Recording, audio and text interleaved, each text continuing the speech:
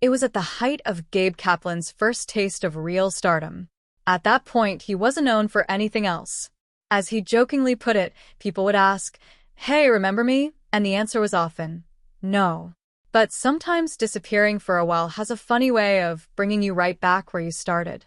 In Kaplan's case, it meant starring in a series about a man returning to the very classroom he once wanted to escape.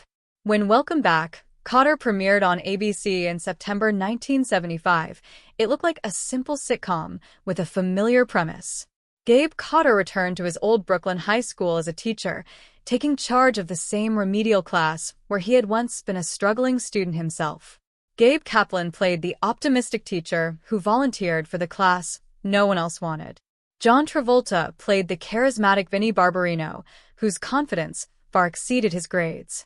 Marcia Strassman portrayed Julie Kotter, Gabe's patient wife, while Robert Hedges, Lawrence Hilton Jacobs, and Ron Palillo completed the unforgettable sweat hogs as Epstein, Boom Boom Washington, and Horse Shack. Together, they transformed what seemed like an ordinary classroom sitcom into one of television's biggest hits. Behind the laughter, however, the show was filled with remarkable stories that most viewers never knew. The series itself was born during a simple lunch meeting. Television producer Alan Sachs first noticed Gabe Kaplan while watching his stand-up comedy at the Comedy Store. After introducing himself, Sachs invited Kaplan to lunch at Joe Allen's restaurant to discuss television possibilities. Kaplan wondered if anyone had ever turned a stand-up routine directly into a sitcom. Neither of them could think of an example, so they started creating one on the spot. Their first idea involved 5 former classmates who had never really grown up. Soon they realized the story needed an adult to tie everything together. A guidance counselor became a teacher, and eventually that teacher became a former student who had once been just as much of a troublemaker as the kid sitting in front of him. Out of that single lunch came the foundation for Welcome Back, Kotter, a series that would run for 4 seasons and launch John Travolta into superstardom. The success story even produced an unexpected legal battle. A waiter who had served the 2 men during that famous lunch later claimed that simply being present during the conversation entitled him to a share of the show's profits. Kaplan dismissed the lawsuit with humor, pointing out that when it came time to actually develop the series, the only collaborator sitting at the table was Alan Sachs, not the waiter. Another major contribution came from writer Peter Meyerson. While Kaplan created the basic concept, Meyerson was responsible for one of the show's most memorable elements, the name Sweat Hogs. Before joining the project, Meyerson had worked on The Monkees, where he gained a reputation for creative comedy writing. Given only a month to prepare the pilot script, he refined the original treatment, strengthened each character, and gave the group their now famous nickname. His work earned him a developed for television by credit and an ownership percentage of the show's profits. Years later, he even attempted to sell that 5% share online, proving just how valuable his contribution had become. Of course, no cast member became more famous than John Travolta. Ironically, while Saturday Night Fever and Grease turned him into one of the biggest movie stars in the world, he was still earning only about $2,000 per episode on Welcome Back, Kotter, because he had signed his contract before becoming famous. Instead of dramatically increasing his salary, producers worked out a compromise. Travolta would appear in fewer episodes, giving him more time to make movies, and he would receive the billing of special guest star. His appearances gradually became less frequent until he quietly disappeared from the series altogether. His final episode featured Barbarino working as a hospital orderly, trapped inside a broken elevator while helping a woman give birth. The episode ended without any farewell or acknowledgement that television's biggest star had just exited the show forever. Robert Hedges had an unforgettable experience of his own before filming even began. He originally auditioned for the role of Vinnie Barbarino and left convinced he had won the part. Nobody corrected him. It wasn't until his first day at work, when Alan Sachs introduced him in an elevator as Epstein, that he realized someone else had been cast as Barbarino. Instead of arguing or calling his agent, Hedges simply asked one practical question: does Epstein get paid the same as Barbarino? When Sachs answered yes, Hedges smiled, accepted the role, and never looked back. That calm attitude paid off, and he remained close friends with Travolta for years afterward. Their friendship became so strong that Hedges later asked Travolta to become the godfather of his daughter. The casting process also included several surprising names. Legendary silent film star Gloria Swanson auditioned to play the principal when the character was originally written as a woman before eventually becoming Mr. Woodman. Farrah Fawcett and Kate Jackson both auditioned for Julie Kotter before Marcia Strassman won the role. Doris Roberts nearly played Horseshack's mother, while John Travolta's own sister, Ellen Travolta, was ultimately cast in the part. Even future Star Trek star Jonathan Frakes auditioned years earlier for Baudelaire, the transfer student introduced during the final season. Although he didn't get the role, the audition tape survived, and decades later it became the source of a humorous prank on the set of Strange New Worlds. Many of the sweat hogs themselves were inspired by real people Gabe Kaplan had known growing up in Brooklyn. Freddie Boom Boom Washington came from a former classmate, one Epstein borrowed part of his identity from another neighborhood kid, and Arnold Horseshack wasn't fictional at all. The name belonged to an actual student Kaplan remembered from school. Even Vinnie Barbarino combined the names of two different classmates. One creative decision, however, remains disputed. Kaplan claimed ABC executive Michael Eisner suggested combining separate Puerto Rican and Jewish characters into a single student named one Epstein to simplify the cast. Peter Meyerson later insisted the idea had been his. Whatever the truth, the character became one of the show's most memorable creations. Not everything behind the scenes was as cheerful as it appeared on television. Marcia Strassman later admitted she had become deeply unhappy during the series. She described Kaplan as warm and friendly one day, then distant the next, making the working environment unpredictable.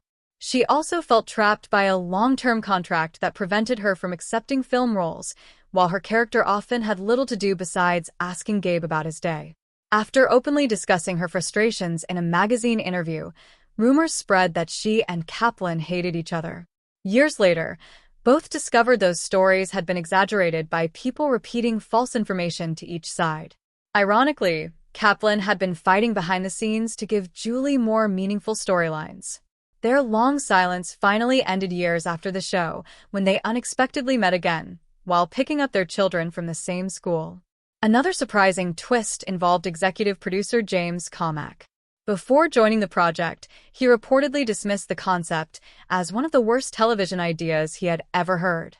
Yet he eventually directed the pilot and guided the series throughout its run. Even after the show's success, Cormack frequently clashed with Kaplan over creative decisions and often criticized John Travolta's performance during the early episodes. One disagreement became especially famous. Cormack wanted Barbarino's signature line, "I'm so confused," removed because he believed it made the character look weak. The writers refused, and the catchphrase remained one of the show's defining jokes throughout the series. These stories reveal that behind every laugh, catchphrase, and classroom prank was a production filled with unexpected twists, lucky breaks, creative disagreements, and unforgettable personalities. And the most surprising chapters of Welcome Back, Kotter, were still yet to come. In Part 2, I'll continue with facts #7 through #1, including the Boston controversy, the real school that inspired the series, Travolta almost missing his audition, the lost Groucho Marx cameo, the famous theme song, the real origin of Up Your Nose with a Rubber Hose, and why Gabe Kotter eventually left his own classroom. The show's growing popularity wasn't without controversy. When Welcome Back, Kotter premiered in September 1975, viewers across most of America immediately embraced the series. One major city, however, refused to air it. Boston's ABC affiliate, WCVB-TV, kept the sitcom off its schedule entirely. At the time, Boston was dealing with intense court-ordered school desegregation, and station executives believed that a comedy centered around an integrated classroom could be misunderstood or create additional tension. Publicly, the station claimed it was worried that a group of underachieving students might set a bad example for local teenagers. Gabe Kaplan strongly criticized the decision, calling it censorship and insisting there was nothing controversial about the program. Ironically, once the show became a nationwide success, the station quietly added it to its lineup only a few weeks later. Looking back, Lawrence Hilton Jacobs explained that the series never tried to make a political statement. It simply portrayed a diverse classroom as something completely normal, and perhaps that quiet approach made an even stronger statement than anyone realized. The school that inspired the series was just as real as the students who inspired many of its characters. Although Buchanan High School was fictional, the exterior scene during the opening credits belonged to New Utrecht High School in Brooklyn, Gabe Kaplan's own alma mater. Kaplan often recalled how students there were divided into 5 academic groups based on ability. He joked that he was always placed in the 4th group because, as he liked to say, the 4s were the dumb ones. The 5s were the criminals. Before comedy entered his life, Kaplan dreamed of becoming a professional baseball player. After failing to impress at San Francisco Giants spring training, he returned east and worked as a bellman at a resort hotel in New Jersey. Touring comedians regularly performed there, and after watching them night after night, Kaplan decided to try stand-up himself. More than a decade later, those performances would lead Alan Sachs to discover him. Despite all the jokes, Kaplan never forgot the one remedial teacher who believed in him when almost no one else did. That teacher became the emotional inspiration for Gabe Kotter, though her name was never publicly revealed. John Travolta almost never became Vinnie Barbarino. Casting director Lynn Stallmaster believed Travolta was perfect for the role, but the young actor had received an offer to appear on Broadway and desperately needed steady work. Fearing he would leave before auditioning, Stallmaster found him a small role in the horror film The Devil's Rain, giving him enough income to postpone accepting the stage production. The plan worked. Travolta stayed long enough to audition, won the part, and soon became television's newest sensation. Ironically, the biggest objection came from his own mother, Helen Travolta, who was an acting teacher. She worried that audiences would permanently associate her son with an uneducated Brooklyn teenager and limit his future opportunities. Instead, the opposite happened. Within a year, Travolta had become one of the biggest teen idols in America. One of the show's most disappointing behind-the-scenes stories involved comedy legend Groucho Marx. Kaplan admired Groucho so much that he performed a Groucho impression throughout the series, eventually inspiring the writers to create an episode where the real Groucho would appear and react to the imitation. Everything seemed to be falling into place until reality intervened. By then, Groucho was 86 years old and in declining health. When he visited the set, he struggled to deliver dialogue and required assistance, simply to reach the stage. The planned speaking appearance was reduced to a silent cameo before being canceled altogether. Instead, Groucho posed for publicity photographs with the cast, including John Travolta. Those photographs were never released because producers believed he appeared too frail. Cast members later recalled the emotional atmosphere on set, with several people brought to tears. Robert Hedges took it especially hard because he had modeled parts of Epstein's personality after Groucho's brother, Chico Marx. Only a few months later, Groucho passed away, making the lost cameo one of television's greatest what-if moments. The show's theme song almost suffered a similar fate. Producer Alan Sachs wanted a warm, folk-inspired opening and turned to former Love and Spoonful singer John Sebastian. Sebastian quickly discovered a problem. Nothing seemed to rhyme with Kotter. Rather than forcing awkward lyrics, he ignored the surname altogether and focused on the feeling of returning home after years away. The resulting song, Welcome Back, became far more successful than anyone expected. It reached #1 on the Billboard Hot 100, topped the adult contemporary chart, and even appeared on the country chart. Nearly 3 decades later, rapper Maze sampled the melody for his own comeback single after returning from a break from music. Once again, the song became a hit, proving that its message of coming home resonated across generations. Sebastian never found a perfect rhyme for Kotter, but in the end, he never needed one. Perhaps no phrase from the show became more famous than, "Up your nose with a rubber hose." Children repeated it on playgrounds throughout the late 1970s without realizing it had been heavily sanitized for television. According to Kaplan, the original expression used by the real Arnold Horseshack was much cruder and centered around a popular New York ice cream treat called a mellow roll. Network censors immediately rejected the original wording, but preserved its rhythm by replacing it with the now famous rubber hose. Ironically, although the phrase came from the real horse shack, it was John Travolta's energetic delivery as Barbarino that made it unforgettable. Kaplan even released a novelty record based on the catchphrase and licensed a board game featuring the slogan. The television commercial required a Travolta lookalike, giving a young Steve Guttenberg one of his earliest jobs years before Police Academy made him famous. The strangest chapter in the show's history arrived during its final season. Despite the title Welcome Back, Kotter, Gabe Kotter himself spent surprisingly little time teaching. Contract disputes between Kaplan and producer James Comack led Kaplan to leave after only 2 episodes of season 4. Rather than writing the lead character completely out of the series, the producers promoted him to vice principal.